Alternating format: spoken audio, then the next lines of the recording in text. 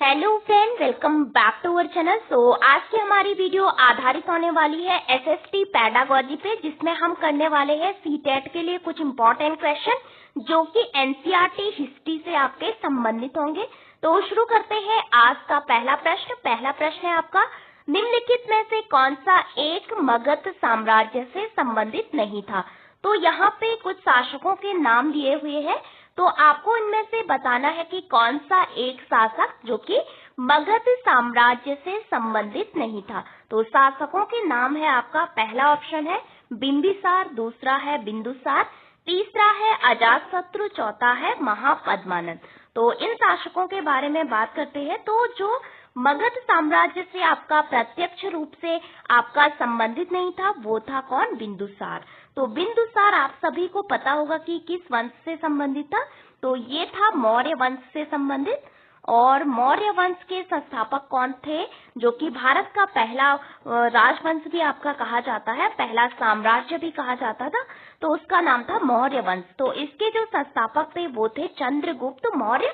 तो आप सभी को पता होगा कि महापद्मानंद जो कि नंद वंश से संबंधित थे। तो वहां पे एक राजा था जिनका नाम था धनानंद। तो उन्होंने आचार्य चाणक्य, जिनको कि कौटिल्य के नाम से भी जाना जाता था, उनका काफी अपमान किया था। तो कौटिल्य ने उनकी जो सभा थी वहां पे शपथ ली थी कि जब तक हम इस नंद वंश का विनाश नहीं करते तब तक हम क्या नहीं करेंगे, अपनी शिखा को नहीं बांधेंगे, तब तक हम चुप नहीं बैठेंगे।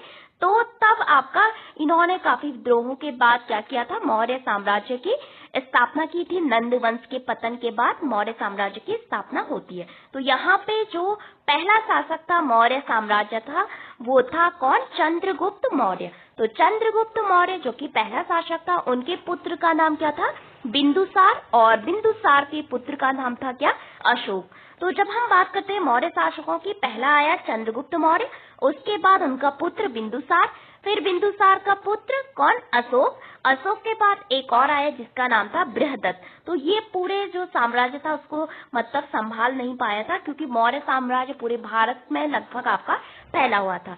तो बिंदुसार, जिनको कि पिता का पुत्र और पुत्र का पिता भी कहा जाता है, क्योंकि वो चंद्रगुप्त जैसे महान प्रतापी राजा के पुत्र थे और अशोक जैसे महान जो शासक थे उनके पिता थे। तो यहाँ पे इसका करेक्ट आंसर होगा ऑप्शन नंबर बी। अब बात करते हैं बिंबिसार की। तो बिंबिसार के बारे में आपने पढ़ा होगा कि मगध का एक राजा था और इनके पुत्र का नाम क्या था? अजातशत्रु। तो अजातशत्रु ने ही आपका शासन के लिए, राज सत्ता के लिए अपने पिता की हत्या की थी। और ये बिंबिसार जो कि किससे संबंधित था? हर्यक वंश से आपका संबंधित था। तो हर्यक वंश के जो इम्पोर्टेंट राजा थे उसमें आता है बिंबिसार हो गया, अजातशत्रु हो गए। अजातशत्रु ने शासन सत्ता के लिए आपका अपने पिता की हत्या की थी। फिर इन्होंने मगध का काफी विस्तार भी आपका किया था। तो अजातशत्रु कौन है? बिंबिसार का पुत्र है। तो यहाँ पे महापद्मानंद जो कि आपका नंद वंश से संबंधित है और इनको एकराट की उपाधि से भी आपका सम्मानित किया जाता है। तो इस तरह से हम देख लेते हैं महापद्मानंद जो कि नंद वंश से संबंधित था। तो यहाँ पे आपको एक अंतर याद रखना है, कई बार हम कंफ्यूज हो जाते हैं किसमें?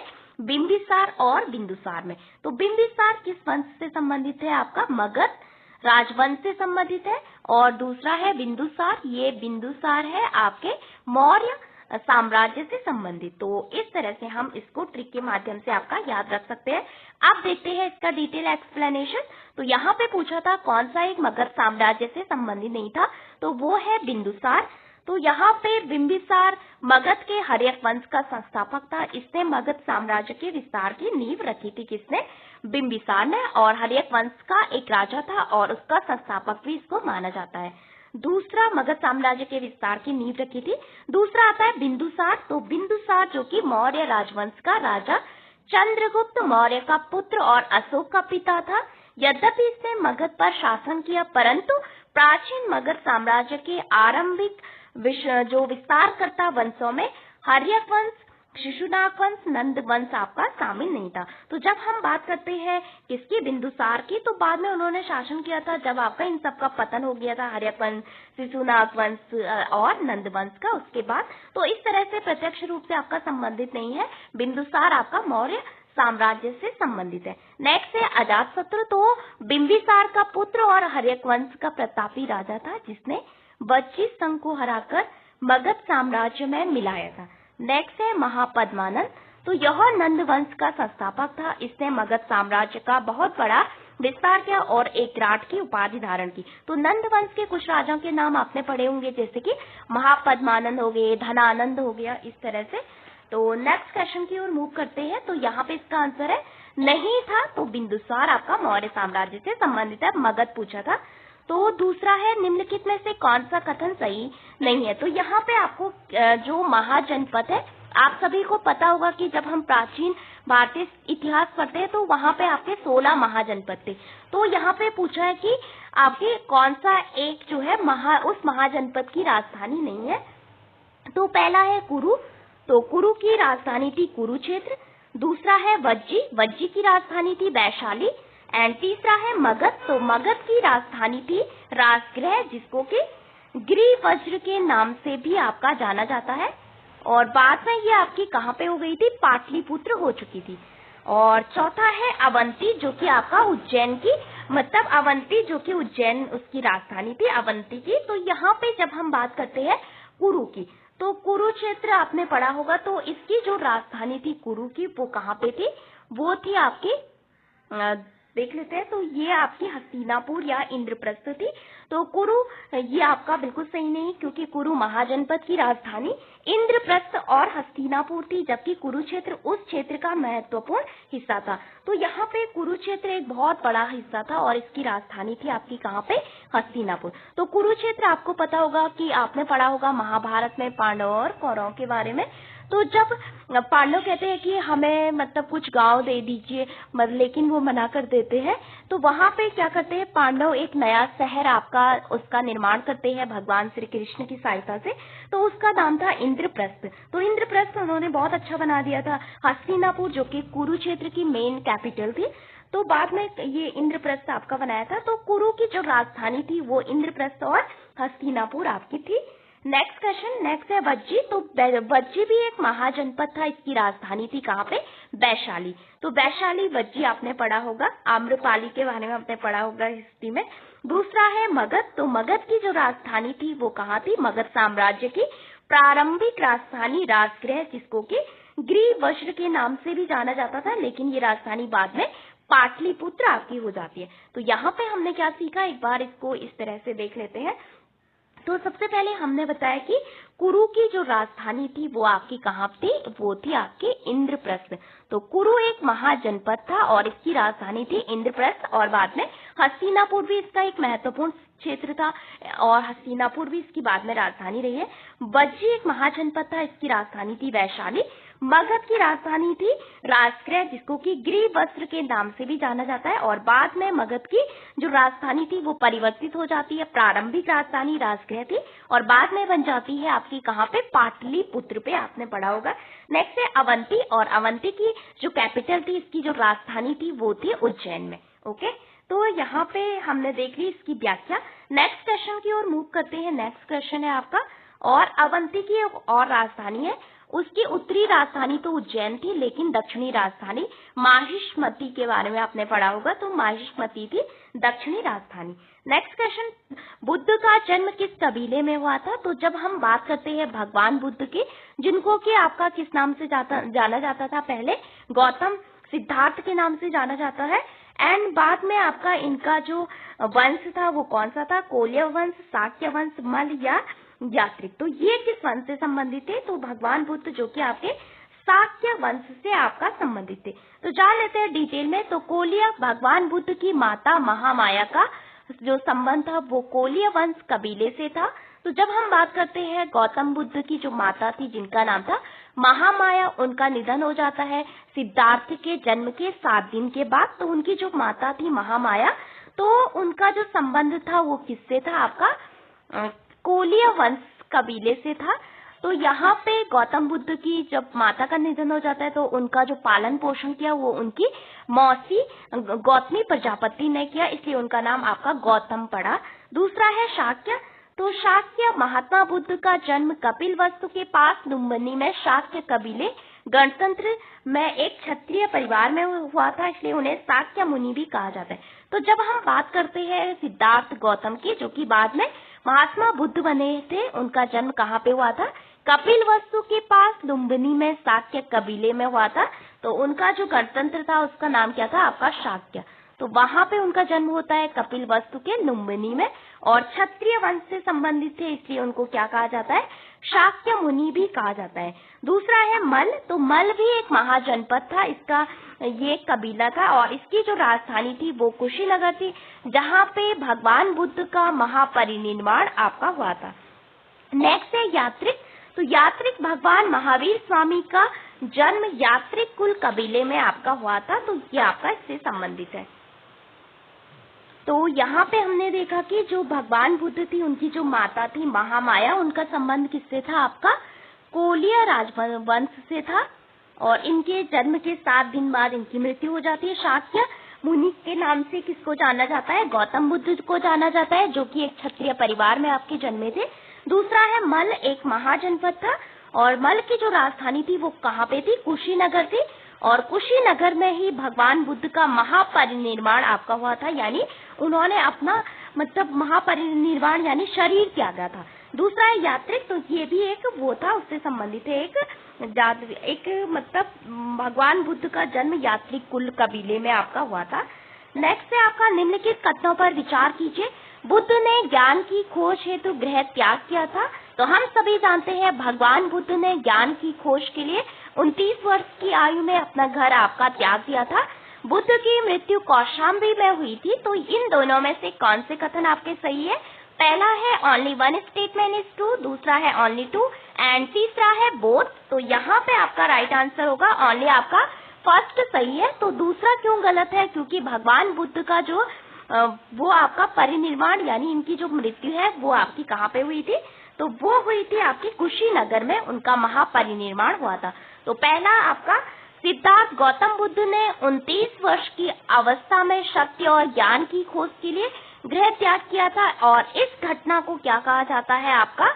महाभिनिष्क्रमण कहा जाता है। तो आपने कई बार पढ़ा होगा महाभिनिष्क्रमण। तो इसका मतलब है कि गौतम बुद्ध ने अपने घर त्याग दिया था, और बाद में उन्होंने बौद्ध धर्म की स्थापना की। 29 वर्ष की आयु में उन्होंने अपना घर परिवार सब कुछ आपका छोड़ दिया था, और शांति कोश में, सत्य की कोश में आपके निकल पड़े थे। दूसरा है बुद्ध की मृत्यु महापरिनिर्वाण कुशीनगर मल जनपद में हुई थी, ना कि कौशाम्बी में। तो इनकी जो मृत्यु है, इनका जो महापरिनिर्वाण है वो कहाँ पे हुआ था? वो हुआ था कुशीनगर में। और जन्म कहाँ पे हुआ था? लुम्बिनी में इनका जन्म हुआ था, और क्षत्रिय कुल में हुआ था। शाक्य वंश से आपके संबंधित थे, इसलिए इनको शाक्य मुनि भी आपका कहा जाता है। तो यहाँ पे आपका ऑप्शन क्या होगा कि भगवान बुद्ध ने ज्ञान की खोज हेतु घर त्याग दिया था, बिल्कुल सही है। 29 वर्ष की आयु में उन्होंने सत्य ज्ञान की खोज के लिए अपना गृह त्याग कर दिया था। बुद्ध की मृत्यु कौशाम्बी में हुई थी? नहीं, उनकी मृत्यु कहाँ पे हुई थी? कुशीनगर में हुई थी, जिसको कि महापरिनिर्वाण आपका कहा जाता है, और गृह त्याग को क्या कहा जाता है? महाभिनिष्क्रमण। तो इस तरह से हम याद रख सकते हैं। नेक्स्ट क्वेश्चन की ओर मूव करते हैं। नेक्स्ट क्वेश्चन है, महात्मा बुद्ध का जन्म एक ब्राह्मण परिवार में हुआ था। उन्होंने एक पीपल के पेड़ के नीचे ज्ञान प्राप्त किया था। तो ये अभी हमने पढ़ा कि महात्मा बुद्ध का जो जन्म है वो सिद्धार्थ के नाम से कहाँ पे हुआ था? एक क्षत्रिय वंश में हुआ था, जो कि शाक्य कुल में आपका हुआ था। और दूसरा, उनको ज्ञान की प्राप्ति एक पीपल के वृक्ष के मतलब नीचे हुई थी। तो यहाँ पे देख लेते हैं कौन सा कथन सही है।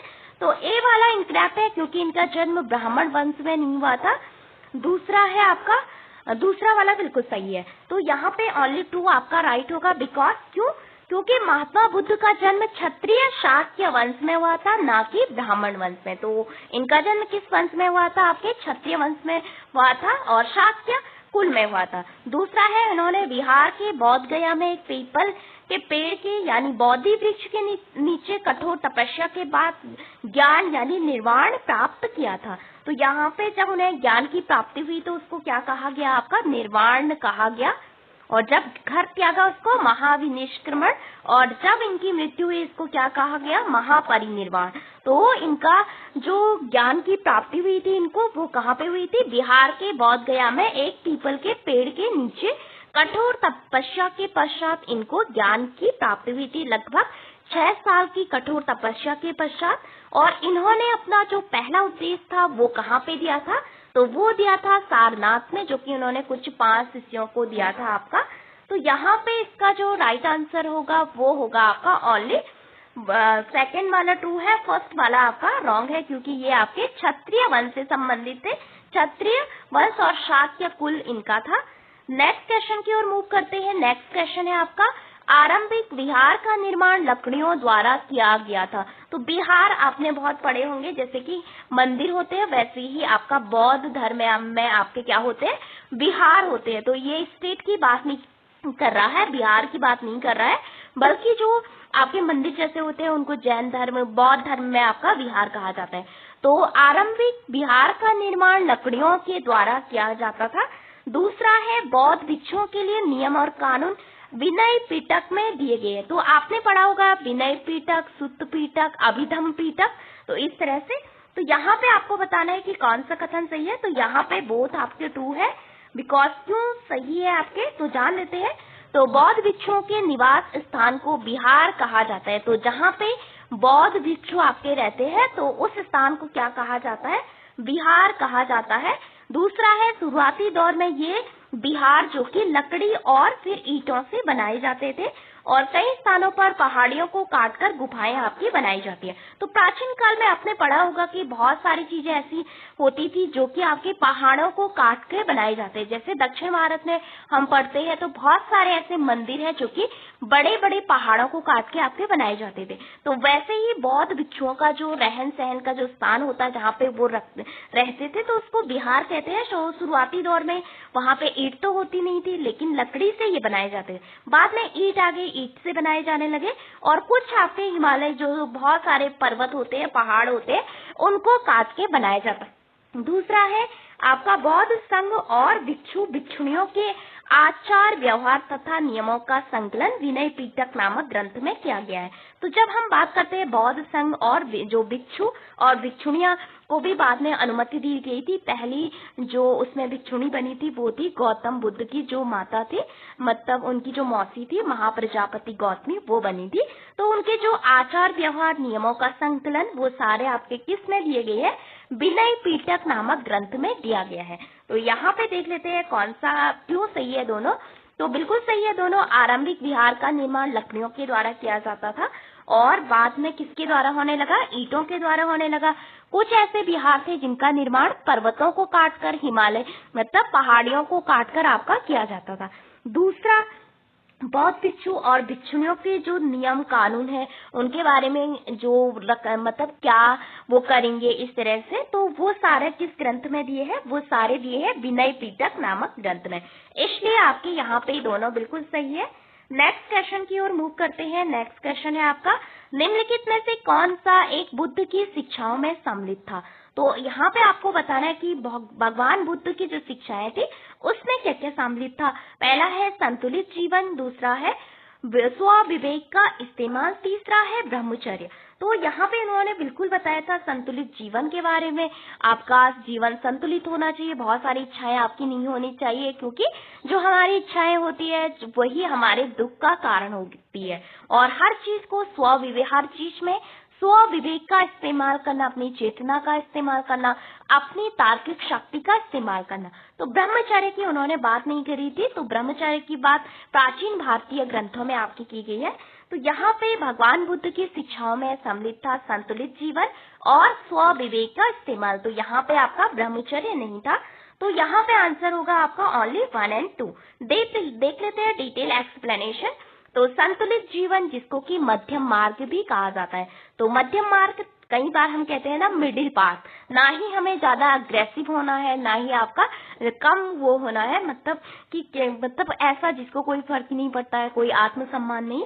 तो हमें अपना जीवन का एक मध्यम मार्ग आपका अपनाना चाहिए, ना ही ज्यादा क्रोध गुस्सा, ना ही ज्यादा अग्रेसिव, बिल्कुल एक संतुलित जीवन। तो उसको कहा है इन्होंने मिडिल पाथ, यानी मध्यम मार्ग, जिसको बुद्धा का पाथ भी आप कहते हैं। तो बुद्ध ने अत्यधिक कायाक्लेश यानी कठोर तप और अत्यधिक विलास के बीच मध्यम मार्ग अपनाने की मतलब शिक्षा दी थी। तो इन्होंने बोला कि अत्यधिक कायक्लेश यानी कठोर तप और अत्यधिक विलास के बीच का जो मार्ग होता है, ना ही हमें ज्यादा कठोर मार्ग अपनाना है, ना ही अत्यधिक विलास इनमें मतलब वो रहना है, हमें एक मिडिल पाथ आपका अपनाना है। दूसरा है स्व विवेक का इस्तेमाल। बुद्ध ने कहा था कि मेरी बातों को केवल श्रद्धा के कारण मत मानो, बल्कि अपने स्व विवेक और तर्क से परख कर स्वीकार करो। तो भगवान बुद्ध ने ऐसा कभी नहीं कहा था कि जैसा मैं कह रहा हूँ आप वैसा ही करो। आप मेरी बातों को आपका अपने तर्क के आधार पे, अपने लॉजिक के आधार पे चिंतन कीजिए, उस पे और विचार कीजिए, तब जाके उसको अपनाइए। आप उसे स्व विवेक और तर्क पे परख कर आपका स्वीकार कीजिए। इसलिए उन्होंने स्व विवेक का इस्तेमाल करने की मतलब सलाह दी थी। नेक्स्ट है आपका ब्रह्मचर्य। तो ब्रह्मचर्य किसकी बात करता है? ये कठोर ब्रह्मचर्य का अत्यधिक बल जैन धर्म महावीर स्वामी की शिक्षाओं का मूल अंग है, जो कि पंच महाव्रत का हिस्सा है। तो जो ब्रह्मचर्य है, जिसकी बातें मतलब प्राचीन हिंदू धर्म ग्रंथों में भी की जाती है, जहाँ पे आप कठोर मार्ग अपनाते हैं और अत्यधिक बल के कारण, तो यहाँ पे जैन धर्म में इसकी बात की जाती है, ना कि बौद्ध धर्म में। तो यहाँ पे इसका आंसर होगा केवल आपका पहला और दूसरा। पहला है संतुलित जीवन, दूसरा है स्व विवेक का इस्तेमाल करना। नेक्स्ट क्वेश्चन की ओर मूव करते हैं। नेक्स्ट क्वेश्चन है आपका, भगवान बुद्ध का मानना था कि हमारे कर्मों का परिणाम हमारे जीवन को प्रभावित करता है। तो भगवान बुद्ध ने कहा था कि हम जैसा कर्म करते हैं वैसा ही उसका रिजल्ट आता है, और इस कारण से हमारा जो जीवन है वो आपका प्रभावित होता है। दूसरा है, भगवान बुद्ध ने अपना प्रथम उपदेश बौद्ध गया में दिया था, और इसी उपलक्ष्य में वहां स्तूप का निर्माण किया गया। तो भगवान बुद्ध ने अपना पहला उपदेश कहाँ पे दिया था? बौद्ध गया में या किसी और स्थान पे? तो जान लेते हैं इसका डिटेल मतलब इसके बारे में कौन सा कथन आपका सत्य है। तो यहाँ पे आपका बौद्ध गया में तो उनको ज्ञान की प्राप्ति हुई थी पीपल के वृक्ष के नीचे। तो यहाँ पे जो पहला उपदेश था वो बौद्ध गया में थोड़ी देंगे, कहाँ पे दिया था? सारनाथ में आपका दिया था। तो यहाँ पे ओनली पहला वाला ट्रू है। तो भगवान बुद्ध ने बिल्कुल आपका ये कहा था कि बुद्ध का मानना था कि हमारा कर्म, चाहे वो अच्छे कर्म हो या बुरे, उसका परिणाम हमारे जीवन को और अगले जीवन दोनों को प्रभावित करता है। तो हम जैसा भी कर्म करते हैं वैसा ही रिजल्ट हमें मिलता है, वैसा ही फल हमें मिलता है। यानी अगर हमने अच्छे कर्म किए तो हमें अच्छा रिजल्ट आपका मिल सकता है। दूसरा है, बुरे कर्म किए तो बुरा ही परिणाम आपका मिलता है। इस कारण से हमारा जीवन बहुत प्रभावित होता है, हम दुखी हो जाते हैं, हमारी इच्छाएं कंट्रोल नहीं हो जाती है। इस तरह से उन्होंने कहा था, और ये हमारे जीवन को बहुत प्रभावित करता है। दूसरा है, बुद्ध ने अपना प्रथम उपदेश सारनाथ वाराणसी में दिया था, जिसे कि धर्म चक्र परिवर्तन आपका कहा जाता है, ना कि बौद्ध गया में। इस घटना की याद में सारनाथ में ही आपका एक स्तूप का निर्माण कराया गया। तो जब हम बात करते हैं भगवान बुद्ध की, तो इन्होंने प्रथम उपदेश कहाँ पे दिया था? सारनाथ में अपने 5 शिष्यों को दिया गया। और हाल ही में सारनाथ को आपका यूनेस्को की विश्व धरोहर सूची में भारत का 45वां आपका विश्व विरासत स्थल घोषित किया गया था। तो यहाँ पे जो इनका प्रथम उपदेश था उनको क्या कहते हैं आप? धर्म चक्र प्रवर्तन आपका कहा जाता है। तो यहाँ पे कुछ शब्द आते हैं, उनको समझ लेते हैं। सबसे पहले, भगवान बुद्ध ने ज्ञान की प्राप्ति के लिए अपना घर छोड़ा था, तो उसको क्या कहा जाता है? महाविनिष्क्रमण। तो ज्ञान की प्राप्ति हेतु उन्होंने अपना घर छोड़ा था, उसको क्या कहा जाता है? महाविनिष्क्रमण। दूसरा, उन्हें ज्ञान की प्राप्ति हुई जब उन्होंने घर छोड़ा, अपना परिवार छोड़ा, उसके बाद उन्होंने कठोर तपस्या की थी। उसके बाद 6 वर्षों के पश्चात उनको ज्ञान की प्राप्ति होती है, और उस ज्ञान को आपका क्या कहा जाता है? निर्वाण कहा जाता है। और निर्वाण के बाद जब उन्होंने ये ज्ञान आपका उनको प्राप्त हो चुका है, निर्वाण प्राप्त हो चुका है, तो इसके बाद उन्होंने पहला उपदेश दिया था, मतलब लोगों को उसके अनुभव बताए होंगे जो उन्हें ज्ञान की प्राप्ति हुई है। तो उसको क्या कहा जाता है? धर्म चक्र परिवर्तन। यानी उनका जो पहला उपदेश था उसको जो कि सारनाथ में दिया था, उसको क्या कहते हैं? धर्म चक्र परिवर्तन। नेक्स्ट है, जब इनकी मृत्यु हुई थी, देहांत हुआ था, जब उन्होंने अपना शरीर का त्याग किया था, तो उसको क्या कहते हैं? महापरिनिर्वाण। तो महापरिनिर्वाण कहाँ पे हुआ था? कुशीनगर में उनको महापरिनिर्वाण यानी आपका कुशीनारा में, तो वहां पे उनका देहांत हुआ था। महाविनिष्क्रमण यानी गृह त्याग किया था 29 साल की मतलब आयु में। निर्वाण जो कि बौद्ध गया में हुआ, पीपल के जो वृक्ष था उसके नीचे। और धर्म चक्र परिवर्तन सारनाथ में पहला उपदेश दिया था, और महापरिनिर्वाण कहाँ पे, पावापुरी कुशीनारा, वहां पे आपका हुआ था। तो ये कुछ चीजें हैं जो कि काफी इंपॉर्टेंट है। तो यहाँ पे इसका आंसर होगा आपका ओनली, आपका पहला वाला सत्य है। बुद्ध का मानना था कि हमारे कर्मों का परिणाम हमारे जीवन को प्रभावित करता है। दूसरा प्रथम उपदेश उन्होंने कहाँ पे दिया था, सारनाथ में दिया था, जिसको धर्म चक्र परिवर्तन कहते हैं, ना कि बोध गया में ज्ञान की प्राप्ति हुई थी। ओके, तो इसलिए आपका सेकंड वाला इनकरेक्ट होगा। तो नेक्स्ट क्वेश्चन की ओर मूव करते हैं। नेक्स्ट क्वेश्चन है आपका, वैदिक काल में चित्रित धूसर मिट्टी के बर्तनों का निर्माण किया जाता था। तो वैदिक काल में, जो वैदिक टाइम पीरियड था, तो वहां पे चित्रित धूसर मिट्टी के बर्तन आपका बनाए जाते थे। दूसरा, इन बर्तनों पर ज्यामितीय आकृतियों के रूप में चित्रकारी की गई है। तो वैदिक काल की जब हम बात करते हैं तो वहां पे जो बर्तन होते थे आपके, वो आपके कैसे होते थे, चित्रित, यानी उस पर डिजाइन बनाए हुए, इस तरह से धूसर मिट्टी के बर्तन होते थे, यानी मिट्टी के डिजाइन किए हुए बर्तन वहां पे होते थे। दूसरा, इन बर्तनों का कोई भी आकार नहीं होता था, तो माना जाता है कि इनका आकार ज्यामितीय आपका हो सकता था। तो ज्यामितीय आकृतियों के रूप में वहां पे इस पे चित्रकला की गई थी। तो यहाँ पे है ओनली 1:2, दूसरा है ओनली 2:2, बोथ 1 and 2:2। तो यहाँ पे बोथ जो स्टेटमेंट है आपके करेक्ट है कि वैदिक काल में चित्रित धूसर मिट्टी के बर्तनों का निर्माण किया जाता था। दूसरा है, इन बर्तनों पर ज्यामितीय आकृतियों के रूप में चित्रकारी की गई थी। तो यहाँ पे उत्तर वैदिक काल, यानी वैदिक काल, उत्तर वैदिक काल में धूसर यानी ग्रे मिट्टी के रंग के बर्तनों का उपयोग व्यापक रूप से किया जाता था, जिसको कि चित्रित धूसर मृद भांड मिट्टी के बर्तन आपका कहा जाता है। दूसरा है, इन बर्तनों पर, जिसमें कि थाली और कटोरियों पर काले रंग से सरल रेखाएं ज्यामितीय यानी ज्योमेट्रिक आकार में चित्रकारी की जाती थी। तो इसलिए आपके दोनों कथन बिल्कुल सही है। नेक्स्ट क्वेश्चन की ओर मूव करते हैं। नेक्स्ट क्वेश्चन है आपका, लगभग 2500 वर्ष पूर्व आहत सिक्कों का निर्माण हुआ था। ये सिक्के चांदी और तांबे के बने होते थे। तो आहत सिक्के, जिसकी हम बात पहले भी हमने की थी, तो आहत सिक्कों का निर्माण कैसे किया जाता था, और चांदी और तांबे से किया जाता था, और इनको पंचमार्क कॉइन आपका कहा जाता था, और ये 2500 वर्ष पूर्व आपके चलते थे। तो यहाँ पे भी आपका बिल्कुल दोनों कथन सत्य है। तो जब हम बात करते हैं किसमें, भारत के जो प्राचीन टाइम पीरियड के जो कॉइन होते थे, जो सिक्के होते थे, उनको आपका क्या कहते थे, आपका कि आहत सिक्के उनको कहा जाता था, जो कि लगभग 2500 वर्ष पूर्व महाजनपद काल में आपके लाए गए थे। तो जहाँ पे आज का जो सिक्का होता है, जिसको हम स्थानीय मतलब कई बार बोलते हैं 10 का डॉलर, वैसे डॉलर यूएस की जो करेंसी है उसका नाम है, तो कई बार हम डॉलर का उपयोग करते हैं। जो कॉइन्स होते हैं, सिक्के आपके होते हैं, तो प्राचीन काल में उसको क्या कहा जाता था, आपका पंचमार्क कॉइन कहा जाता था। तो आज जिसे हम मतलब इस तरह से आपका कहते हैं, तो उसको क्या कहते हैं, पंचमार्क कॉइन कहते थे 2500 वर्ष पूर्व महाजनपद काल में। तो यहाँ पे वैदिक का जो लगभग 2500 वर्ष पूर्व जो सिक्के चलते थे, उनको पंचमार्क कॉइन कहा जाता है, और इनका निर्माण किससे क्या आपका किया जाता था, तो ये बनाए जाते थे सिक्के चांदी और तांबे की धातुओं पर थप्पड़ मतलब परत चढ़ाकर धातुओं को काट के इस तरह से उनका निर्माण आपका किया जाता था। किनका, आहत सिक्कों का। तो यहाँ पे इम्पोर्टेंट पॉइंट है, अब जो आहत सिक्के कब चलते थे, 2500 वर्ष पूर्व, और इनको क्या कहा जाता था, पंचमार्क कॉइन वहां पे आपका कहा जाता था।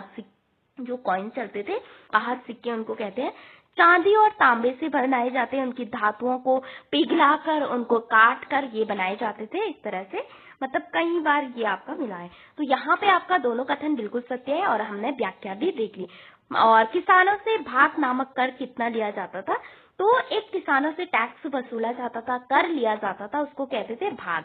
तो भाग का मतलब यहाँ पे क्या होता है, तो भाग का मतलब यहाँ पे होता है 1/6, यानी यहाँ पे 1/6 इसका उपज का आपका क्या करना पड़ता था, 1/6 किसको देना पड़ता था, आपका जो आपका टैक्स के रूप में अदा करना पड़ता था। तो यहाँ पे उपज का 1/6 आपका क्या किया जाता था, राजाओं को, किसानों को, किसानों पे आपका कर लगाया जाता था, जिससे कि राजा जो सैनिक होते थे उनको वेतन दे सके, सैनिक इससे देश की सुरक्षा कर सके, और इस तरह से।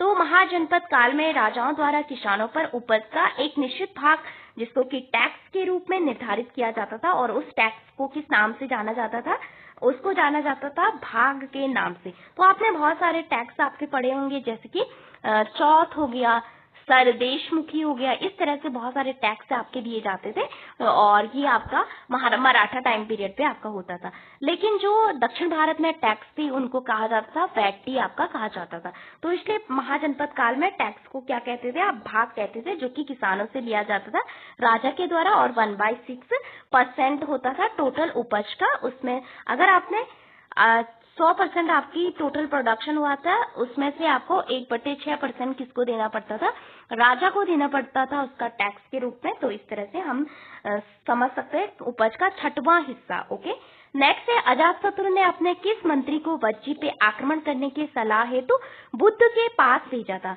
तो अजातशत्रु पहले उन्होंने भगवान बुद्ध का बहुत विरोध किया था और उनके पिता उनको कहते थे कि आप भगवान बुद्ध की श्रेणी मतलब उनकी शरण में चले जाइए। फिर क्या होता था यहाँ पे कि जो अजातशत्रु था काफी क्रोधित था प्रारंभिक टाइम पीरियड पे, तो वहां पे उसने बाद में अपने जो राज्य है उसके लिए अपने पिता बिंबिसार की हत्या कर दी थी।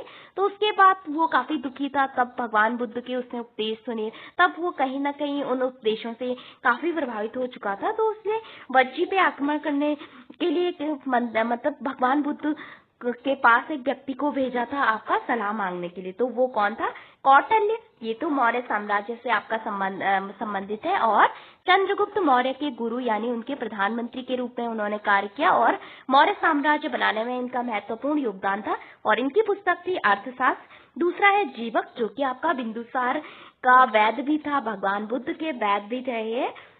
और नेक्स्ट है वर्षकार, जिसको कि वत्साकार के नाम से भी जाना जाता है। राधागुप्त, जो कि आपका अशोक के टाइम पीरियड पे था राधागुप्त।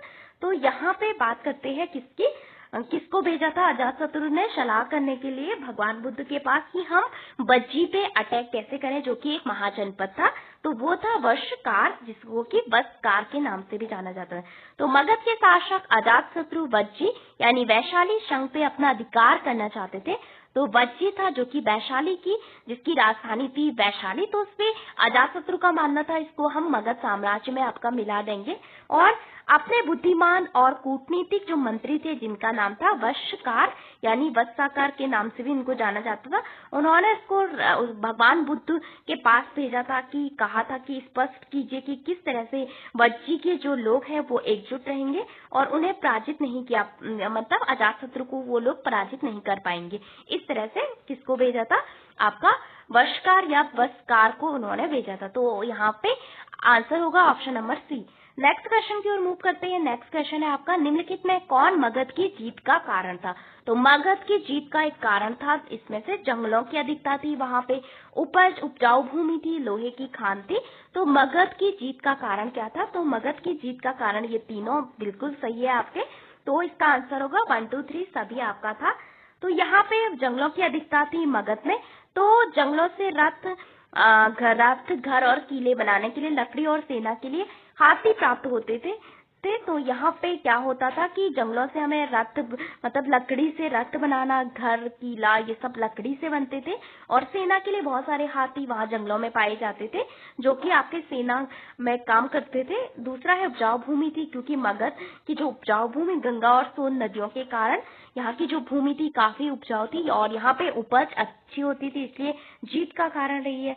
तीसरा है लोहे की खान, तो यहाँ पे बहुत ज्यादा लोहे की खान पाई जाती थी, जैसे कि झारखंड बिहार क्षेत्र में लौह अयस्क की खदानें उपलब्ध थी जिससे मजबूत हथियार और कृषि उपकरण बनते थे। तो यहाँ पे तीनों सही क्यों है, क्योंकि जंगलों की अधिकता थी इसलिए हमें लकड़ी प्राप्त हो जाती थी। लकड़ी से हम क्या करते थे, अपने रथ बनाते थे जिसमें राजा आपके जाते थे युद्ध करने और युद्ध में हमें हाथी की जरूरत पड़ती थी, वो भी हमें जंगलों से मिल जाते थे। दूसरा है उपजाऊ भूमि, तो गंगा और सोन नदी के मध्य जो उपजाऊ भूभाग है इसके कारण ये आपका यहाँ की जो भूमि थी वो फसल उत्पादन के लिए काफी इंपॉर्टेंट थी, काफी उपजाऊ थी, इसलिए ये भी आपका जीत का एक कारण है। ये लोहे की खान, यहाँ पे झारखंड बिहार का जो क्षेत्र था काफी लोहा वहां पे पाया जाता है, इसलिए हम क्या करते थे, लोहे से बहुत अच्छे हथियारों का निर्माण करते थे, इसलिए ये मगध की जीत का कारण था। तो यहाँ पे हमने चैप्टर पढ़ा था, चैप्टर पढ़ेंगे बाद में। तो यहाँ पे इसका आंसर होगा आपका मतलब 3 टोटल आपके तीनों सही है। नेक्स्ट क्वेश्चन की ओर मूव करते हैं। भारत में सिकंदर की अंतिम सीमा क्या थी। तो हम सभी जानते हैं भारत में सिकंदर ने मतलब अटैक करने का प्रयास किया था। पंजाब में उस समय पोरस का साम्राज्य था। तो कहाँ तक आया था? तो यहाँ पे पोरस और सिकंदर के मध्य जो झेलम नदी थी उसके तट पे एक युद्ध भी हुआ था, जिसको कहा जाता है हाइडेस्पीस का युद्ध, यानी हाइडेस्पीस यानी वितस्ता का युद्ध, इस तरह से उसको कहा जाता है। तो गंगा का मैदान उसकी अंतिम सीमा थी, या झेलम नदी अंतिम सीमा थी, या ब्यास नदी, या सिंधु नदी। तो कौन सी सीमा उसकी अंतिम थी? तो इसमें होगा आपका ऑप्शन नंबर सी। लेकिन झेलम नदी के तट पे युद्ध हुआ था और ब्यास नदी और सिकंदर की अंतिम सीमा थी। तो सिकंदर के बारे में आपने सभी ने पढ़ा होगा कि अरस्तु का शिष्य था और मैसेडोनिया से आया था और पूरे विश्व विजय करना चाहता था।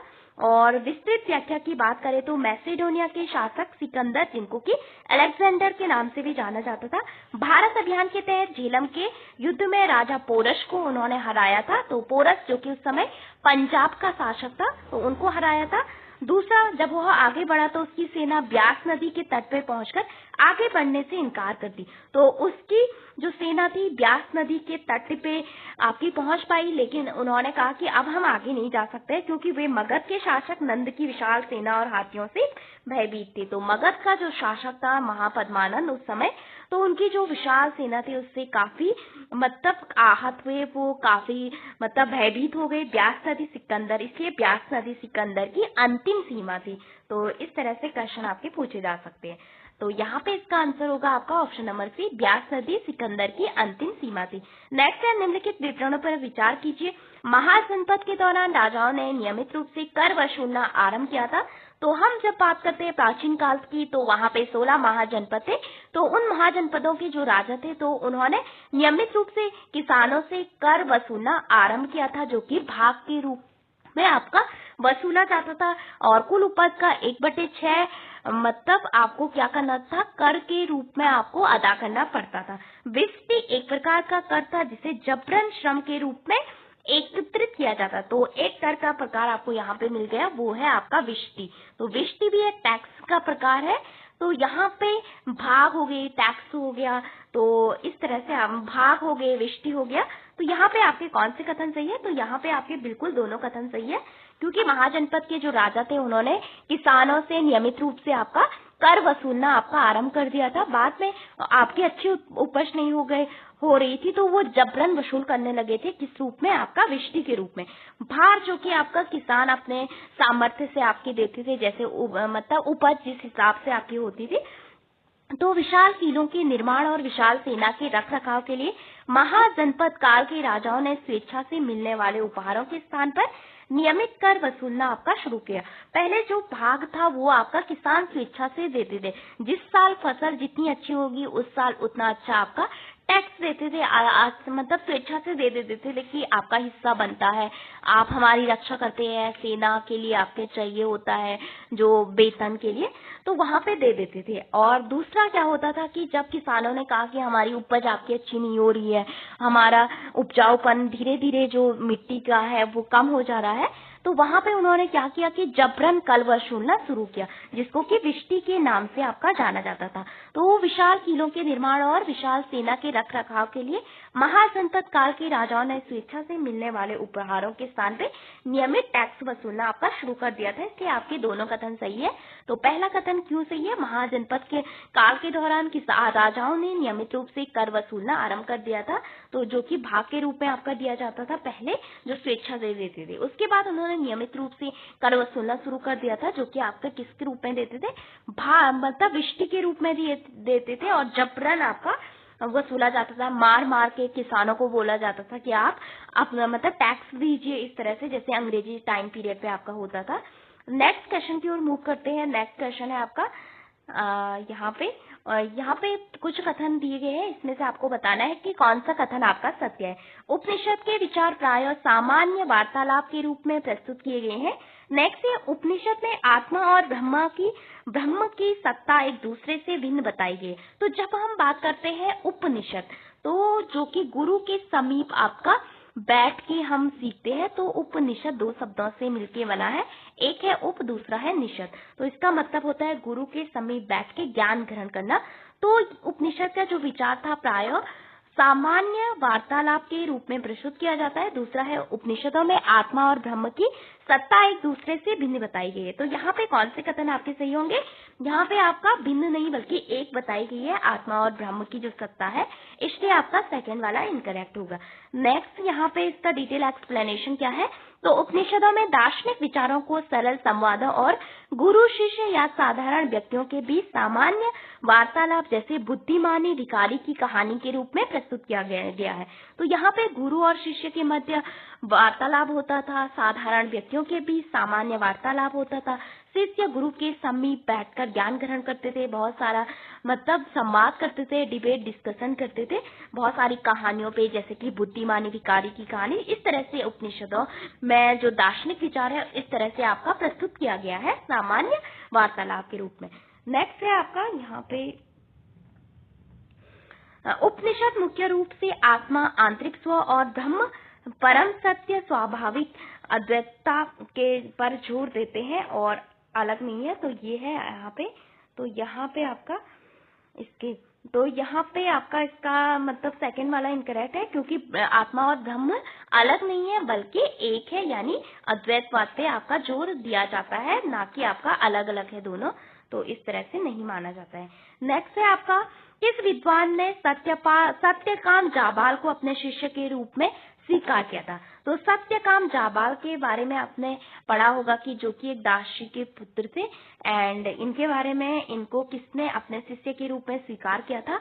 वो थे कौन? महात्मा बुद्ध, गौतम बुद्ध। तो यहाँ पे महर्षि गौतम, ना कि महात्मा बुद्ध। तो महर्षि गौतम जिन्होंने न्याय के बारे में बताया है, जो देवी अहिल्या के पति थे, और दूसरा है गौतम बुद्ध जो कि सिद्धार्थ के नाम से जाना जाते हैं, शाक्य मुनि के नाम से। तो सत्यकाम जाबाल का नाम उनकी दासी माँ जाबाली के नाम पे पड़ी। तो सत्यकाम जाबाल का नाम किसके नाम पे पड़ा है? उनकी जो माता थी जाबाली, उनके नाम पे आपका पड़ा है। सत्य के प्रति उनकी तीव्र जो आपकी आग्रह थी, सत्यनिष्ठा को देखकर महर्षि गौतम ने उन्हें एक ब्राह्मण ना होते हुए भी अपने शिष्य के रूप में स्वीकार किया, जो कि एक दासी के पुत्र थे, एक ब्राह्मण नहीं थे। फिर भी उनकी जो जिज्ञासा थी, ज्ञान के प्रति सत्यनिष्ठा थी और उनके मन में जो तीव्र जिज्ञासा थी, इस कारण से महर्षि गौतम ने उनको अपने शिष्य के रूप में आपका स्वीकार किया था। तो यहाँ पे इसका आंसर होगा महर्षि गौतम ने सत्यकाम जाबाल को अपने शिष्य के रूप में स्वीकार किया था। उपनिषद का मूल मंत्र क्या है? तो उपनिषद का मतलब क्या होता है? उप धन निषद, यानी गुरु के समीप बैठना। तो यहाँ पे इसका आंसर होगा गुरु के समीप बैठना। और ये कहता है कि आत्मा, और दूसरा है मूल मंत्र सत्यमेव जयते, आत्मा और ब्रह्म एक है और आत्मा नश्वर है। तो यहाँ पे उपनिषद का मूल मंत्र क्या है? तो इसका मूल मंत्र है आपका आत्मा और ब्रह्म एक है, अलग नहीं है, और गुरु के समीप बैठ के हम यहाँ पे ज्ञान ग्रहण करते हैं। तो यहाँ पे इसका आंसर सी है। तो उपनिषद का शाब्दिक अर्थ होता है गुरु के समीप बैठना, seating near the teachers. Next है मूल मंत्र दार्शनिक सार क्या है? तो उपनिषदों का केंद्रीय विषय मूल मंत्र यह है कि व्यक्तिगत आत्मा और वैश्विक चेतना परम सत्य अभिन्न नहीं बल्कि एक ही है। तो यहाँ पे क्या बताते हैं कि जो आपकी आत्मा और ब्रह्म है दोनों एक ही है। तो इसलिए इसका जो उपनिषद का दार्शनिक आधार यहाँ मूल मंत्र पूछा है, तो वो होगा आपका क्या? आत्मा और ब्रह्म एक ही है। लेकिन जब हम बात करते हैं उपनिषद का मतलब क्या होता है, कैसे मतलब किस तरह से ज्ञान ग्रहण करते हैं, तो शाब्दिक अर्थ क्या है? गुरु के समीप बैठना। तो यहाँ पे दो चीजें याद रखनी है, एक है शाब्दिक अर्थ, दूसरा है मूल मंत्र। नेक्स्ट है निम्नलिखित कथनों पर विचार कीजिए, कौन सा कथन सत्य है? पाणिनि ने संस्कृत भाषा में व्याकरण की रचना की। तो जब हम बात करते हैं, पाणिनि ने एक व्याकरण पे एक बुक लिखी थी, किसने? संस्कृत भाषा में, जिसका नाम था अष्टाध्यायी। दूसरा था पाणिनि ने संस्कृत भाषा के प्रयोगों के नियम लघु सूत्रों के रूप में लिखे। तो पाणिनि जो कि संस्कृत के महान विद्वान थे, एक व्याकरणवादी थे। तो इनके बारे में कथन है, पहला कथन है कि पाणिनि ने संस्कृत भाषा के व्याकरण की रचना की, अष्टाध्यायी लिखी। पाणिनि ने संस्कृत भाषा के प्रयोगों के नियम लघु सूत्रों में लिखे हैं। तो यहाँ पे आपके बोध कथन बिल्कुल सही है, ऑप्शन सी इसका राइट आंसर होगा। डिटेल एक्सप्लेनेशन देख लेते हैं। तो सत्य पहला वाला बिल्कुल सत्य है। क्यों है? महर्षि पाणिनि संस्कृत व्याकरण के सबसे महान व्याकरणवादी यानी ग्रामेरियन थे और उन्होंने प्रसिद्ध ग्रंथ अष्टाध्यायी की रचना की। तो कई बार पूछा जाता है जैसे कि प्राचीन भारत के जो मतलब विद्वान है, जैसे कि योग सूत्र किसने लिखा, वो पतंजलि ने लिखा था। महर्षि पाणिनि ने कौन सा ग्रंथ लिखा, वो अष्टाध्यायी था। कौटिल्य का कौन सा ग्रंथ है, वो है आपका अर्थशास्त्र। चरक संहिता किसने लिखी, इस तरह से और सुश्रुत संहिता किसने लिखी, बहुत सारी पुस्तकें उनके बारे में आपको पूछा जाता है। नेक्स्ट है, पाणिनि ने संस्कृत भाषा के नियमों को लगभग 3,000 लघु गणितीय सूत्रों में जो फॉर्मूलाज है, सूत्राज है, उसके रूप में उन्होंने मतलब व्यवस्थित किया। बहुत सारे व्याकरण के नियम होते हैं कि किस तरह से आपका व्याकरण काम करता है, तो इसके बारे में उन्होंने बताया, इसलिए आपके दोनों कथन आपके सत्य है। पाणिनि ने बिल्कुल अष्टाध्यायी पुस्तक लिखी थी जो कि संस्कृत की महान रचना मानी जाती है। दूसरा, संस्कृत भाषा के बहुत सारे चीजों को उन्होंने लघु गणितीय सूत्र के रूप में, फॉर्मूलाज के रूप में लिखे थे, जिनकी संख्या लगभग 3,000 थी। नेक्स्ट है आपका, निम्नलिखित में किस स्थान पे जैन धर्म की शिक्षाओं का संकलन किया गया। तो जब हम बात करते हैं जैन धर्म के बारे में, तो उसकी जो शिक्षाएं थी उसका संकलन कहाँ पे किया गया था, तो उसका संकलन आपका किया गया था बल्लभी में। और बल्लभी आपका पड़ता है कहाँ पे, गुजरात में। तो बल्लभी कहाँ पे पड़ता है, गुजरात में आपका पड़ता है। तो गुजरात से यहाँ पे आपका जैन धर्म की शिक्षाओं का संकलन हुआ था। तो भगवान महावीर की शिक्षाएं कई शताब्दियों तक मौखिक रूप से चलती रही, लेकिन बाद में उन सभी का क्या किया गया, संकलन आपका किया गया। नेक्स्ट क्वेश्चन की ओर मूव करते हैं। तो नेक्स्ट है, लगभग 1500 वर्ष पूर्व छठवां जो शतक था, मतलब दशक था, गुजरात के बल्लभी नामक स्थान पे आयोजित दूसरी जैन संगीति में जैन साहित्यों, आगम और शिक्षाओं को लिखित रूप में संकलित किया गया। तो यहाँ पे जैन साहित्यों के लिए एक शब्द का प्रयोग किया जाता है, वो है आपका आगम।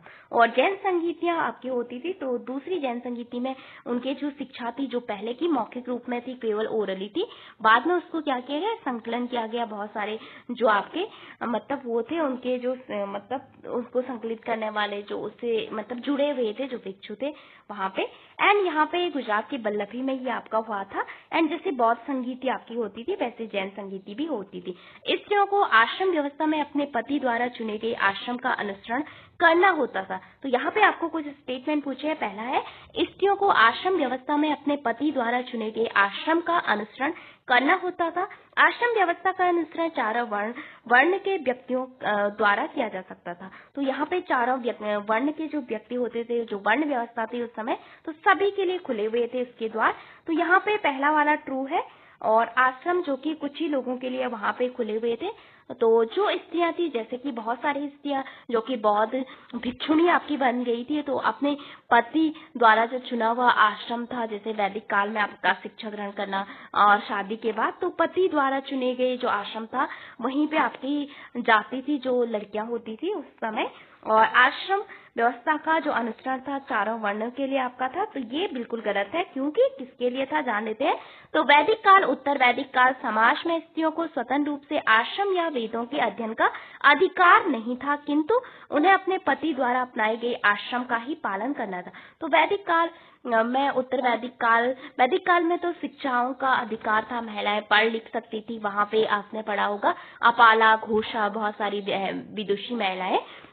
और स्वतंत्र रूप से आश्रम या वेदों के अध्ययन का अध्ययन मतलब बाद में उस पर प्रतिबंध लगाया गया था। तो ये उत्तर वैदिक काल की बात हो रही है। तो उत्तर वैदिक काल में आपका क्या होता था कि स्त्रियां जो है अपने पति के द्वारा जो आश्रम चयन किया गया वहीं पे आपकी शिक्षा ग्रहण करती थी, इसलिए ये आपका सही है।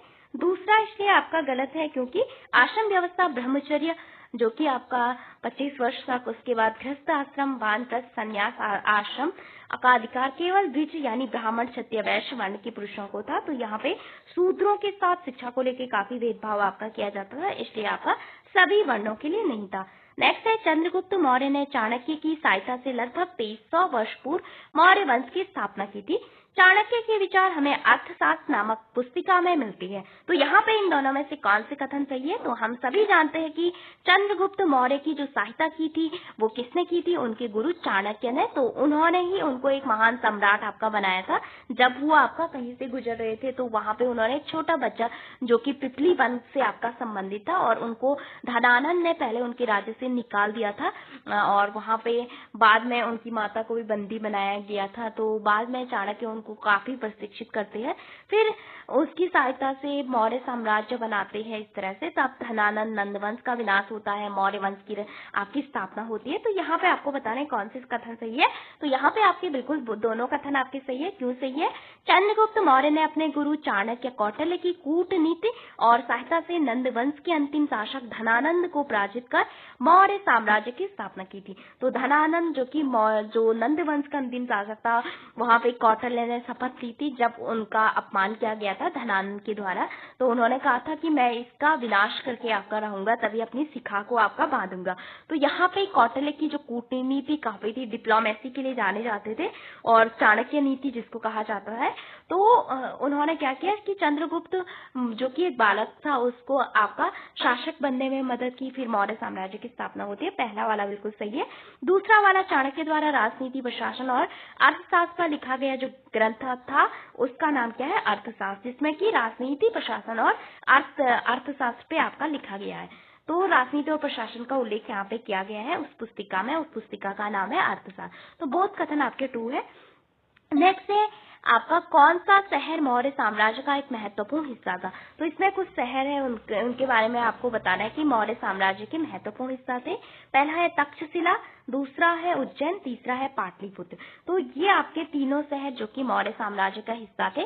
तो तक्षशिला जो कि वर्तमान समय में पाकिस्तान में स्थित है, तक्षशिला विश्वविद्यालय जहाँ से कौटिल्य चाणक्य पढ़े हुए थे। चंद्रगुप्त मौर्य ने भी वहीं पे आपका पढ़ा और कौटिल्य ने वहीं पे पढ़ा और वहीं पे पढ़ाया, बहुत सारे लोगों को प्रशिक्षित किया। उज्जैन जो कि आपकी अवंती उसकी राजधानी थी। पाटलिपुत्र जो कि आपकी मगध साम्राज्य की दूसरी राजधानी थी, पहली कहाँ थी? राजगृह थी। तो यहाँ पे आपके तीनों इससे मौर्य साम्राज्य के, तो यहाँ पे आपका इससे तीनों रिलेटेड आपके हैं। तो पाटलिपुत्र मौर्य साम्राज्य की मुख्य राजधानी आपकी थी और सम्राट प्रत्यक्ष शासन यहीं से आपका चलाते थे, पाटलिपुत्र से। दूसरा है तक्षशिला, उत्तर पश्चिम भारत में और मध्य एशिया के व्यापारिक प्रवेश द्वारा gateway of the north east के रूप में प्रांतीय राजधानी थी। आज ये पाकिस्तान में है और यहाँ पे एक बहुत बड़ा विश्वविद्यालय आपका हुआ करता था जो कि आज काफी खंडर हो चुका है। बहुत सारे लोग वहां से पढ़े थे, जैसे कि चाणक्य हो गए, पाणिनि हो गए, पतंजलि हो गए और चरक हो गए, बहुत सारे। इसके अलावा चंद्रगुप्त ने भी वहीं पे पढ़ा था। उज्जैन उत्तरापथ और दक्षिणापथ के मध्य स्थित एक व्यापारिक आपका क्या था? राजधानी थी। और उज्जैन की जो राजधानी थी वो अवंती थी। आपके उत्तर की राजधानी अवंती थी और दक्षिण की राजधानी कहाँ पे थी? माहिष्मती आपकी थी। तो उत्तरापथ और दक्षिणापथ के मध्य एक प्रमुख व्यापारिक और प्राचीन केंद्र था। तो यहाँ पे ये है। नेक्स्ट है निम्नलिखित में से कौन सा शहर मौर्य साम्राज्य का हिस्सा था? तो तीनों थे तक्षशिला, उज्जैन, पाटलिपुत्र। ये हमने आपका कर दिया है। तो यहाँ पे केंद्रीय राजधानी थी मौर्य साम्राज्य की पाटलिपुत्र, जहाँ से शासन चलता था। उत्तर पश्चिम भारत में मध्य एशिया के व्यापारिक मार्गों का जो प्रवेश मार्ग था वो था तक्षशिला। एंड उज्जैन उत्तर से दक्षिण जाने वाला एक महत्वपूर्ण व्यापारिक मार्ग और एक महत्वपूर्ण प्रांतीय केंद्र था। इसके अलावा मौर्य वंश से संबंधित नहीं है। तो ये भी हमने देख लिया कि यहाँ पे बिंदु मौर्य वंश से संबंधित पूछा है। तो यहाँ पे आपका क्या नहीं होगा? बिंबिसार नहीं होगा, जो कि कहाँ से था? मगध वंश से आपका था। तो मगध साम्राज्य था आपका कौन? बिंबिसार, जो कि अजातशत्रु के पापा थे। बाद में उन्होंने अपने पिता की हत्या कर दी थी अजातशत्रु ने सत्ता के लालच में। और बिंदुसार जो कि आपका चंद्रगुप्त मौर्य के पुत्र थे और अशोक के पिता थे। और अशोक के बाद शासक बनते हैं बृहदत्त, जो कि अंतिम मौर्य शासक था। और ये पूरे जो मौर्य शासक था वो बहुत जगह आपका फैला हुआ था और बृहदत्त उसको संभालने में सक्षम नहीं हो पाया। अशोक के बाद काफी वीक आपके जो उत्तराधिकारी थे वो आए। तो इस कारण क्या हुआ कि जो बृहदत्त का सेनापति था जिसका नाम था पुष्यमित्र शुंग, तो पुष्यमित्र शुंग ने जो अपना सम्राट था बृहदत्त उसकी हत्या कर दी। फिर अपने आप को क्या कर दिया? वहां पे सम्राट घोषित कर दिया। उसके बाद शुंग वंश की स्थापना होती है। तो इस तरह से आपने पढ़ा होगा 185 ईसा पूर्व। तो यहाँ पे आपका 2 और 3 करेक्ट है। तो बिंबिसार इसलिए गलत है क्योंकि ये हर्यक वंश का संस्थापक था, ना कि मगध का। और दूसरा है बिंदुसार, तो चंद्रगुप्त मौर्य के पुत्र और अशोक के पिता थे और मौर्य वंश के दूसरे सम्राट थे। चंद्रगुप्त मौर्य के बाद यही सम्राट बने।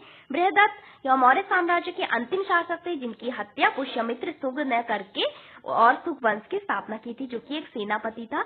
नेक्स्ट है मौर्यकालीन प्रशासन के संदर्भ में निम्नलिखित कथनों में से कौन सा कथन सत्य है? मौर्य शासकों ने बड़ी संख्या में कर इकट्ठा करने के लिए अधिकारी की नियुक्ति की। दूसरा है प्रादेशिक केंद्रों के बीच मौर्य शासक केवल मार्गों एवं नदियों पर नियंत्रित रखते थे। तो मौर्य शासकों ने क्या किया? टैक्स को इकट्ठा करने के लिए बहुत सारे अधिकारियों की नियुक्ति की। दूसरा है प्रादेशिक केंद्रों के बीच मौर्य शासक केवल मार्गों और नदियों पर नियंत्रण रखते। तो यहाँ पे आपका ओनली फर्स्ट वाला सही है, क्योंकि यहाँ पे लिखा है केवल मार्गों और नदियों पर नियंत्रण रखते थे। किसके लिए? प्रादेशिक केंद्रों के लिए। तो यहाँ पे केवल फर्स्ट है, क्योंकि जो साम्राज्य था उसके विशाल आकार, वहां पे सैनिकों के लिए वेतन के लिए, सुरक्षा के लिए किसानों, चरवाहों, शिल्पकारों और व्यापारियों से कर नजराना वसूल किया जाता था, जिसके लिए बहुत सारे अधिकारियों की जरूरत पड़ती थी। तो ये आपका बिल्कुल पहला वाला ठीक है।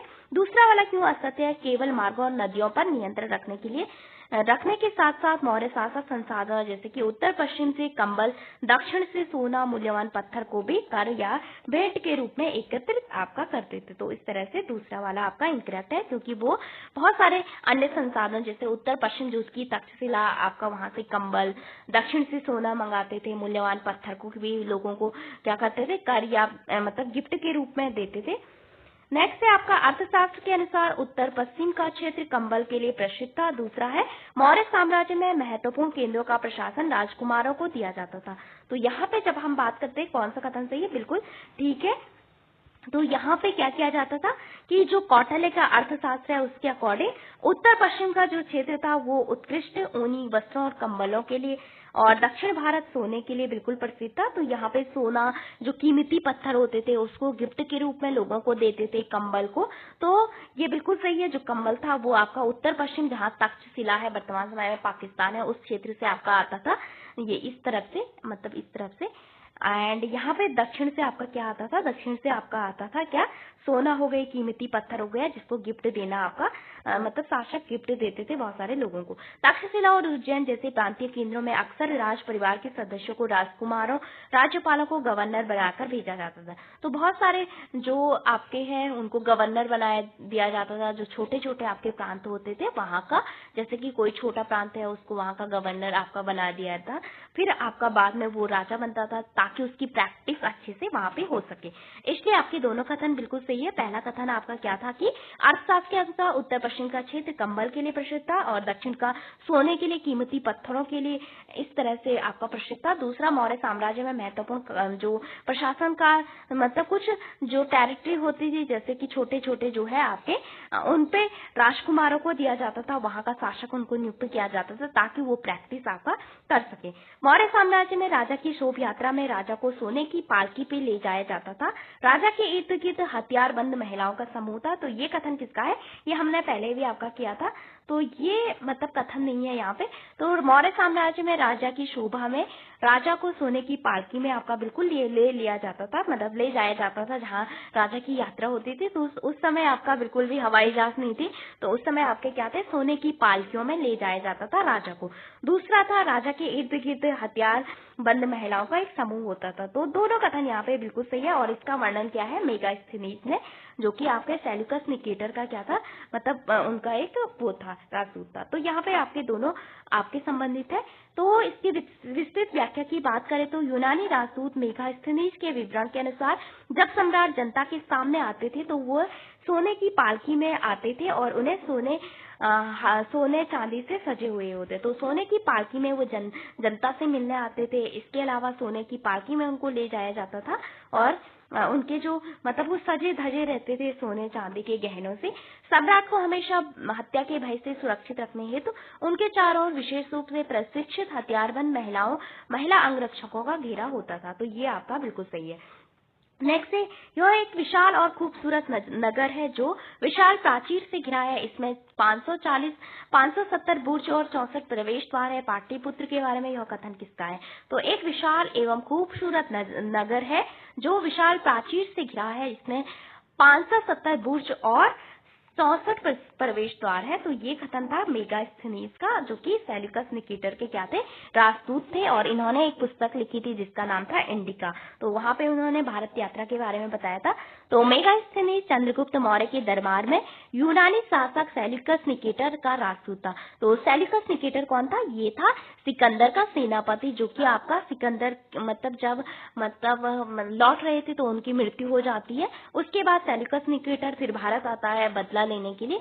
तो सिकंदर ने तो कहा था कि हम वापस चलेंगे, हम अब इंडिया जीतने में उनकी कोई दिलचस्पी आपकी नहीं थी। तो सेल्यूकस निकेटर, जो कि फिर महत्वाकांक्षी था, उसका कहना था कि हमें फिर से आपका वहां जाना है, फिर से कब्जा करना है इस तरह से। तो उनका एक राजदूत था जिसका नाम था मेगास्थनीज। तो वो भी आपका उसी समय भारत आता है, भारत की शासन व्यवस्था को देखता है, फिर अपनी इंडिका जो पुस्तक है उसके बारे में वर्णन करता है। तो उसने जो मगध की जो कैपिटल थी जिसका नाम था पाटलिपुत्र, जो आधुनिक पटना का वर्णन करते हुए ये कहा था कि 570 बुर्ज यानी टावर्स है एंड 64 गेट्स यानी जो गेट्स है यानी द्वार है वहां पे, वो है जो कि नगर को भव्य बनाते हैं, सुरक्षित बनाते हैं। इसलिए दूसरा है, निम्नलिखित कथनों में से कौन सा कथन सत्य है? अशोक भारतीय इतिहासकारों में पहले ऐसे शासक थे जिन्होंने अभिलेखों के माध्यम से जनता से संवाद स्थापित किया। तो अशोक के काल में बहुत सारे अभिलेख आपके लिखे गए थे। अशोक के अधिकार अभिलेखों की भाषा ब्राह्मी और लिपि प्राकृतिक है। तो अब जो अशोक के जो अभिलेख है वो भाषा ब्राह्मी है और लिपि प्राकृतिक है। इसमें से कौन से कथन आपके सही है? तो यहाँ पे केवल फर्स्ट वाला सही है, क्योंकि अशोक भारत का पहला ऐसा शासक था जिसने अपने बारे में अपने शिलालेखों में आपका लिखा है कि अपनी विजयों के बारे में, कहां से कहां तक उनका शासन था, कैसे वो प्रजा से संवाद करते थे, कैसे साम्राज्य चलाते थे, कैसे उन्होंने इस प्रकार के युद्ध जीते, जो उन्होंने अपने शिलालेखों में अपने लिखे हैं। बहुत सारे शिलालेख उन्होंने लिखे हैं, और एक आता है 13वां शिलालेख जहाँ पे उन्होंने कलिंग युद्ध के बारे में वर्णन किया है। फिर वहां से कैसे उनका हृदय परिवर्तित हुआ, कहाँ कैसे वहां पे बहुत सारा विनाश के बाद। फिर दूसरा वाला असत्य है, क्योंकि अभिलेखों की जो भाषा थी वो आपकी प्राकृतिक थी और लिपि क्या थी, ब्राह्मी थी। तो वह प्रश्न में उल्टा किया गया था। तो यहाँ पे ये उल्टा इसलिए किया गया था, ये अशोक के अधिकतर अभिलेखों की भाषा ब्राह्मी थी और लिपि प्राकृतिक थी। तो यहाँ पे क्या थी, भाषा प्राकृतिक थी और लिपि आपकी क्या थी, ब्राह्मी थी। तो इसलिए ये आपका इंकरेक्ट होगा सेकेंड वाला, और इसका आंसर होगा केवल 1। नेक्स्ट क्वेश्चन, अशोक ने कलिंग को पराजित किया था। तो अशोक ने अपने शासन काल के कितनेवें वर्ष में कलिंग को पराजित किया था? तो अपने शासन के 6वें वर्ष में, अपने शासन के 8वें वर्ष में, अपने शासन के 10वें वर्ष में और अपने शासन के 13वें वर्ष में। तो अपने शासन के 8वें वर्ष में, तो जब हम बात करते हैं उस समय के भारत की, तो यहाँ पे पूरा इस तरह से पूरा इधर इंडिया था, और एक इधर यहाँ पे कलिंग था। यहाँ पे आपका नीचे के जो दक्षिण के 3 साम्राज्य थे जिनका नाम शेर, चोल, पांड्य, केवल यहाँ तक कोई नहीं जीत पाया था कलिंग को, ना बिंदुसार ना चंद्रगुप्त मौर्य, और पूरा भारत में उनका शासन था। इसलिए उनकी इच्छा थी कि वो कलिंग पे आक्रमण करें। कलिंग जो कि उड़ीसा में आपका पड़ता था, तो अशोक ने कलिंग पे वॉर छेड़ा, उसके बाद महायुद्ध किया। तो आपने शासन के 8वें वर्ष में यानी शासन राजा बनने के 8वें साल में उन्होंने कलिंग पे आक्रमण किया था। तो सम्राट अशोक ने अपने राज्याभिषेक के 8वें वर्ष लगभग 261 ईसा पूर्व में कलिंग पे आक्रमण किया और विजय प्राप्त की थी। और इस बात का उल्लेख अशोक के 13वें शिलालेख में मिला है, जहाँ राज्याभिषेक के 8वें वर्ष पे उन्होंने कलिंग पे आक्रमण किया था, विजय। इस युद्ध में हुए भीषण नरसंहार और जान मान की हानि को देखकर अशोक का हृदय परिवर्तित हुआ और उन्होंने युद्ध नीति यानी भैरी घोष त्याग कर धम्म नीति यानी धम्म घोष को अपना लिया। तो यहीं पे उनका कलिंग का जो जान मान की हानि थी, मार काट थी, वहां पे उनको जो भीषण आपका जनसंहार था उसको देखकर उनका हृदय अंदर से उनकी आत्मा कांपने लगी कि कैसे मैंने अपने एक टेरिटरी के लिए पूरे इतने सारे लोगों को मार दिया, इतने सारे लोगों की जान ले ली है। तो इस तरह से उन्होंने वहीं से युद्ध की जो नीति थी उसको त्याग किया और धम्म नीति का मार्ग अपनाया। कलिंग की वर्तमान स्थिति क्या है? तो कलिंग वर्तमान में कहाँ पे पड़ता है? तो कलिंग वर्तमान में पड़ता है आपके तटवर्ती उड़ीसा में, और यहाँ पे प्राचीन काल का कलिंग वर्तमान में तटवर्ती उड़ीसा राज्य का प्राचीन नाम है। यह क्षेत्र महानदी और गोदावरी के बीच पूरी समुद्री तट पर स्थित है, जो अपनी समृद्ध व्यापारिक सैन्य शक्ति के लिए आपका प्रसिद्ध है। नेक्स्ट है, मौर्यकालीन पॉलिशदार स्तंभ किस पर सांड की मूर्ति बनी है, जिसमें किस स्थान से प्राप्त है? तो सांड की मूर्ति आपकी प्राप्त हुई है रामपूर्वा से। तो यहाँ पे बात करते हैं मौर्य काल का प्रसिद्ध पॉलिस्टार स्तंभ शीर्ष जिस पर सांड यानी बुल कैपिटल अंकित है, रामपूर्वा यानी बिहार के चंपारण से प्राप्त हुआ है। यह उत्कृष्ट मौर्यकालीन आपका मूर्ति कला का उदाहरण है और वर्तमान में इसे राष्ट्रपति भवन दिल्ली में रखा गया। जो जैसे हम प्राचीन काल में पढ़ते सिंधु घाटी सभ्यता में, तो वहां भी बहुत सारी चीजें प्राप्त हुई। वैसे ये बुल यानी सांड का जो पॉलिस्टार स्तंभ शीर्ष प्राप्त हुआ है रामपूर्वा से, तो ये आपका इम्पोर्टेंट है।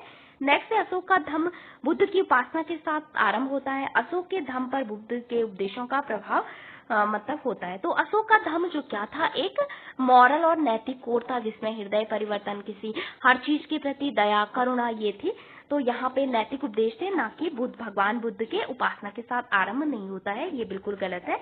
और उनके उपदेशों पर भगवान बुद्ध का प्रभाव बिल्कुल रूप से मतलब देखा जा सकता है। केवल यहाँ पे दोनों सत्य है। पहला क्यों गलत है, क्योंकि अशोक के धम्म में किसी देवता की पूजा, बुद्ध की उपासना या किसी कर्म कांड की आवश्यकता नहीं थी, बल्कि यह एक नैतिक और सामाजिक आचार संहिता थी। मोरल कोड ऑफ कंडक्ट थी, जो समाज को नैतिकता का मार्ग अपनाने का पाठ पढ़ाती थी। अपनों के मतलब बड़ों के साथ अच्छा व्यवहार करना, हर के प्रति आपकी हिंसा ना करना, अहिंसा का मार्ग अपनाना, इस तरह से। यद्यपि धर्म किसी एक धर्म तक सीमित नहीं था, परंतु अशोक के विचारों और धर्म पर महात्मा बुद्ध की अहिंसा, दया, बड़ों का आदर, प्राणी मात्र के प्रति प्रेम और उपदेशों का गहरा प्रभाव हमें देखने को मिलता है। अशोक ने धर्म के प्रचार के लिए किन देशों में अपने राजदूत भेजे थे, तो श्रीलंका में उन्होंने अपने पुत्र महेंद्र और संघमित्रा को भेजा था, सीरिया में भेजा था, बाद में ग्रीस में भेजा था, मिस्र में भेजा था। तो यहाँ पे आंसर क्या होगा, तो यहाँ पे सभी देश आपके होंगे। तो अशोक ने बाद में धम्म अपनाए नहीं, बल्कि अपने उनके जो विचार थे उसको दुनिया में फैलाने का काम किया, और उसके जो संदेश थे दया, करुणा, सबके प्रति बड़ों का आदर, इस तरह से अपने अधिकारियों, धम्म महामात्र नाम से एक अधिकारियों की नियुक्ति की। दूतों को बहुत सारे देश भेजा, जैसे कि अपने पुत्र महेंद्र और पुत्री संघमित्रा को श्रीलंका भेजा, सीरिया भेजा, यूनान, ग्रीस, अपने शांति और धम्म संदेशवाहक दूत उन्होंने वर्ल्ड के डिफरेंट पार्ट में आपके भेजे कि आज से हम मतलब ये हिंसा नहीं करेंगे, जहाँ पे एक किसी चीज का एक पार्ट पाने के लिए, एक भाग, एक हिस्सा पाने के लिए हम इतने सारे लोगों की जान वहां पे खतरे में डालें, और जहाँ पे मतलब एक इस तरह से। चीन के दीवार के निर्माण का उद्देश्य क्या था, तो चीन की जो दीवार है आपने सुनी होगी, विश्व की सबसे लंबी दीवार इसको कहा जाता है। उसकी मतलब क्यों बनाई गई है, तो ये आपकी इसलिए बनाई गई है उत्तर सीमा के पशुपालकों की रक्षा हेतु। तो जब हम बात करते हैं अशोक के साम्राज्य की, तो पूरा उसमें फैला हुआ था, तो यहाँ पे कोई बाउंड्री इस साइड नहीं थी।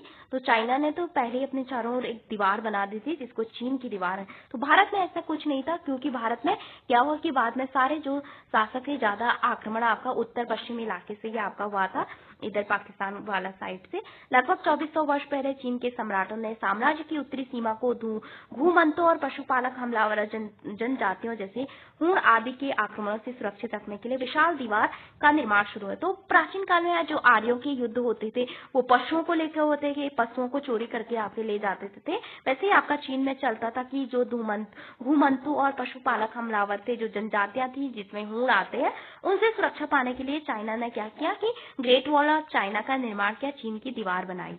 नेक्स्ट है आपका भारतीय उपमहाद्वीप में लोहे का प्रयोग लगभग 300 वर्ष पूर्व हुआ था। महापाषाण काल में हमें लोहे के औजार बड़ी संख्या में मिलते हैं।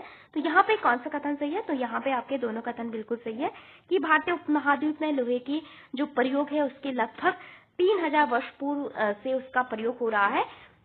एंड दक्षिण भारत की महापाषाणिक कब्रों से बड़ी मात्रा में लोहे के हथियार, कुल्हाड़ियां और औजार प्राप्त हुए। तो यहाँ पे आपके दोनों कथन सही है, क्योंकि आपका क्या होता था कि भारतीय उपमहाद्वीप में, जिसमें कि बहुत सारी कंट्रीज उस समय आती थी, आज भी आती है, और उसमें लोहे का प्रयोग लगभग 3000 वर्ष पूर्व पहले होता था। महापाषाण काल में हमें लोहे के औजार बड़ी संख्या में आपके मिलते हैं। तो ये भी आपका सही है।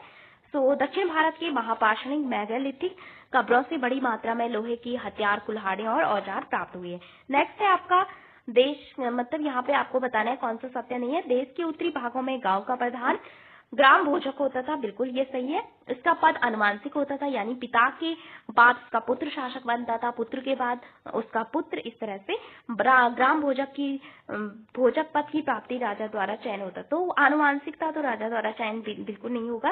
राजा इन्हें राजस्व तथा न्यायिक कार्य सौंपते थे, तो ये आपका बिल्कुल सही है। तो यहाँ पे इसका आंसर होगा आपका 1, 2 और 4। तो राजा भोजक पद की प्राप्ति के लिए राजा द्वारा चयन नहीं होता था, यह सत्य है।